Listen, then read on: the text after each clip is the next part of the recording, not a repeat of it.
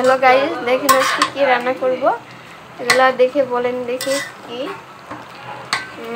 এটা হচ্ছে কচুর এগুলা ভর্তা বানাবো আজকে। এর জন্য আগে থেকে ভালো করে সিদ্ধ করে নিচ্ছি। এখানে এক কড়াই আছে, সিদ্ধ করলে কিন্তু একদম কম হয়ে যাবে। এটা ভালো করে আগে সিদ্ধ করে নিতে হয়।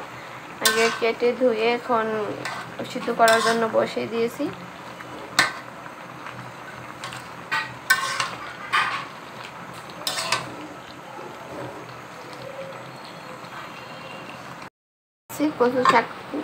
কচুগুলো যেন ভালো করে সিদ্ধ হয়, এর জন্য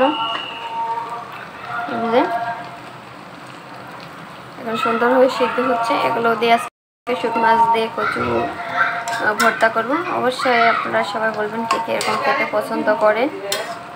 এগুলো এর জন্য সিদ্ধ বসিয়ে দিয়েছি। দাও সিদ্ধগুলো হয়ে গেছে, নামিয়ে জড়ান দিয়ে দিচ্ছি। একটু ঠান্ডা হলে এরপর রান্না বসিয়ে দিব। আগে থেকে শুটকি মাছ ধুয়ে রেখেছি ভালো করে, ঠান্ডা হয়ে গেছে, অর্ধেক নিয়েছি। এখানে শুটকি মাছে হলুদ মরিচ সব কিছু দিয়ে রাখছি। চুলায় তেল গরম হয়েছে, কাঁচামরিচ পেঁয়াজ দিলাম।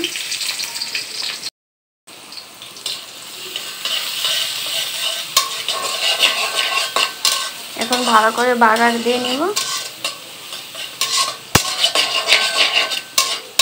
জানি না এটাকে আপনারা কি বলেন, এটাকে কচু শাকের ভর্তা বলা হয়। শুটকি মাছ দিয়ে কষিয়ে নেব।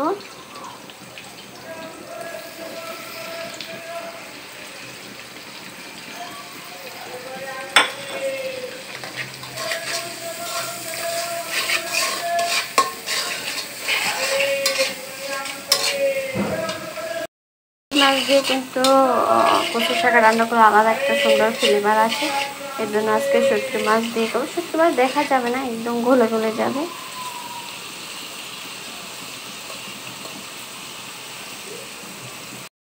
করে কষিয়ে নিলাম শুটকি মাছ। এখন এই কচুগুলো দিয়ে দিব।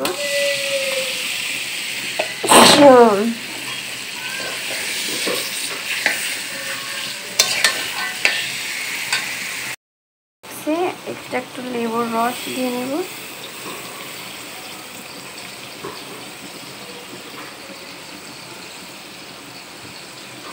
লেবু দিলে একটু হালকা অনেকে গলায় ধরে, এর জন্য গলাটা চুলকাবে না। এটা একদম কম হয়ে গেছে।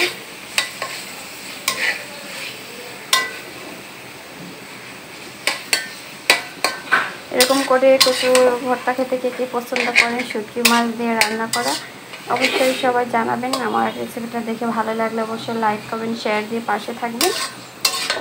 এখন প্রায় হয়ে গেছে।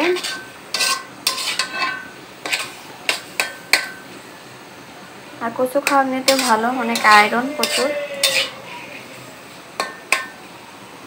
সবাই বলবেন এরকম খেতে কে কে পছন্দ করেন। এবং নামিয়ে ফেললাম। এবার হয়ে গেছে, নামিয়ে ফেলছি। সবাই বলবেন এরকম কচু ভর্তা খেতে পছন্দ করেন কে কে। একদিন এরকম ট্রাই করে দেখবেন খেয়ে কেমন লাগে। অবশ্যই সবাই ভালো থাকেন। আল্লাহ হাফেজ।